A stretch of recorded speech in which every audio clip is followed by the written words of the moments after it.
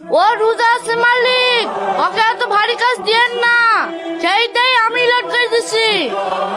এই কে রোজা আছে না আছে তা দেখে আমার লাভ নাই, আমাকে মাল এক্ষুন ডেলিভারি দিতে হবে।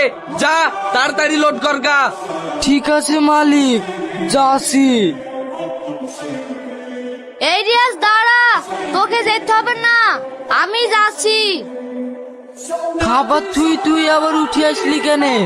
যা খেলি গা, আমি লোড করে দিছি। এই যে রোদ পড়ছে, 7 বার জল কেউ টিস্টায় থাকা যাচ্ছে না, তুই আবার গাড়ি লোড করতে কি মরবি নাকি? যা তুই মোটরটা চালু করতে টুকটুক করে কয়লাগুলো ভিজাগা, আমি গাড়ি লোড করে দিছি। ঠিক আছে ভাই।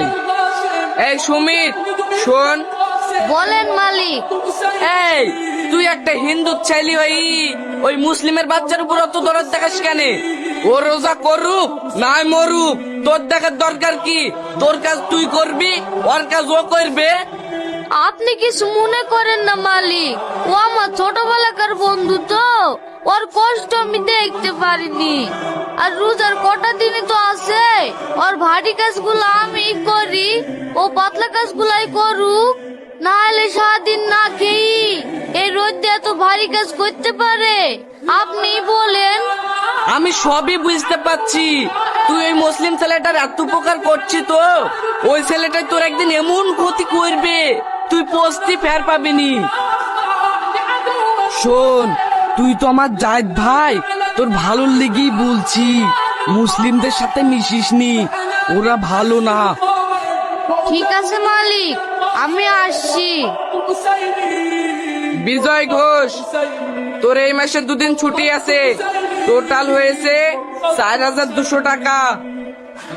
এই লে কাজ শেখ, এই মাসে একদিনও ছুটি নাই, টোটাল হচ্ছে 4500 টাকা। এই লে। মালিক, আর 4 দিন বাদ দিত আমাদের ঈদ, 2000 টাকা অগ্রিম দেন না, আমার ছেলে মেয়েকে পোশাক কিনে দিতে হবে, সামনে মাসে কেটে লিয়েন।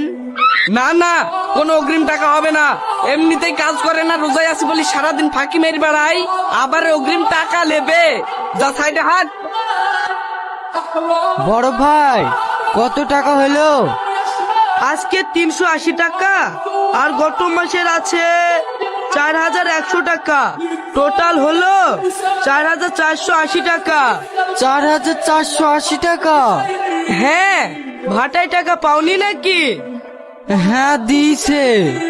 বলছি বড় ভাই, এই মাসে 3000 টাকা দিলে হইতো না, সামনে মাসে সব শোধ করে দিত। না না, এই মাসে কোনো ধার বাকি রাখা যাবে না, আর কদিন বাদ দিয়ে ঈদ, দোকানে সব ঈদের মাল তুলতে হবে, টাকাগুলো সব দিয়ে দাও, আজ কি মার্কেটে যাব। ঠিক আছে দিছি। বড় ভাই, 1000 টাকা সামনে মাসে লিও না, আমার ছেলে মেয়েকে পোশাক কিনে দেবো। না না, এই মুহূর্তে টাকার বিশাল দরকার, আমি কোনো মতে ধার রাখতে পারবো না,